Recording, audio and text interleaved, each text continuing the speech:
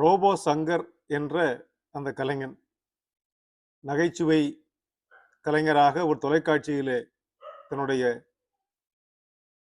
பயணத்தை தொடங்கி திரைப்பட நடிகராகி திரைப்படத்திலே கதாநாயகனாக நடிக்கிற அளவிற்கு தன்னை உயர்த்தி கொண்ட ஒரு திறமைசாலி. திறமை இல்லாத யாரும் அப்படி ஒரு உயர்ந்த நிலையை எட்டிவிட முடியாது குறுகிய காலத்திற்குள். எத்தனையோ போட்டி, அதற்கு மத்தியிலே தன்னை நிலைநிறுத்திக் கொண்டார். எல்லோருக்கும் எல்லோரையும் பிடிக்காது. அதே போல அவர் நடிப்பை பிடிக்காதவர்களும் இருப்பார்கள்.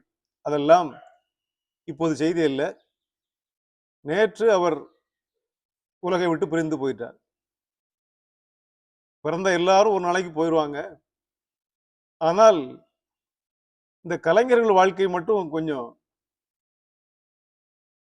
2 முனைகள் கொண்டதாக இருக்கிறது.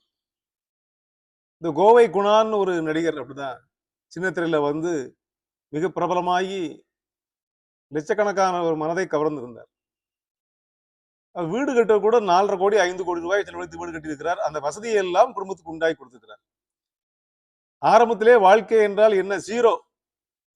ஆனால் இந்த சின்னத்திரை வழியாக வந்து பொருள் ஏராளமாக எட்டி புகழையும் தேடி தன் வீட்டு பிள்ளைகளை எல்லாம் வாழ வைத்து 5 கோடி ரூபாய்க்கு வீடு கட்டுற அளவிற்கு கார் வாங்குற அளவுக்கு எல்லாம் வசதி இருந்தவர். அவரை உயிரோடு அவர் இருக்க முடியவில்லை. அதுதான் கெட்ட பழக்கங்கள் வந்து சூழ்ந்து கொண்டு எல்லாம் சொத்தெல்லாம் பிள்ளைகளுக்கும் மனைவிக்கும் கொடுத்துட்டு அவர் போயிட்டாரு. இவ்வளவு தேடி என்ன பிரயோஜனம்? அதனால் அந்த குடும்பம் மகிழ்ச்சியாக இருக்க போகிறதா? இதெல்லாம் எதுக்கு? பழைய மாதிரி வறுமையே நமக்கு போதுமே, நீங்க எங்களோடு இருந்திருக்கலாமே என்றுதானே இயங்குவார்கள். இது ஒரு கேள்வி. இன்றைக்கு இந்த ரோபோ சங்கர் என்ற மனிதர் 47 வயது தான் ஆகிறது. 47 வயதுக்குள்ளே சாதனைகள் நிறைய செய்திருக்கிறார். ஆனால் நேற்று முதல் அவர் இல்லை. படத்தில் நடித்துக் கொண்டிருக்கிறார், மயங்கி விழுந்திருக்கிறார், மருத்துவமனை அவ்வளவுதான் இல்லைன்னு சொல்லிட்டாங்க. அதற்கு முன்னால சிறிது காலத்துக்கு முன்னால மஞ்சள் காமாலை நோயால் பாதிக்கப்பட்டார், குணமாகி மீண்டு வந்திருக்கிறார் என்றெல்லாம் செய்தி வந்தது. இது ஏனோ இந்த கலைஞர்களுக்கு இப்படி ஒரு வாழ்க்கை கொடுத்து வைக்கவில்லை. பொருளை ஈட்டி விட்டார்கள், புகழை தேடி விட்டார்கள். அவர்கள் இந்த உலகத்திலே வாழ முடியாமல் போய்விட்டார்கள். அந்த வாழ்க்கை என்பது அவரோடு மட்டுமல்ல, அவர் குடும்பம் சார்ந்தது.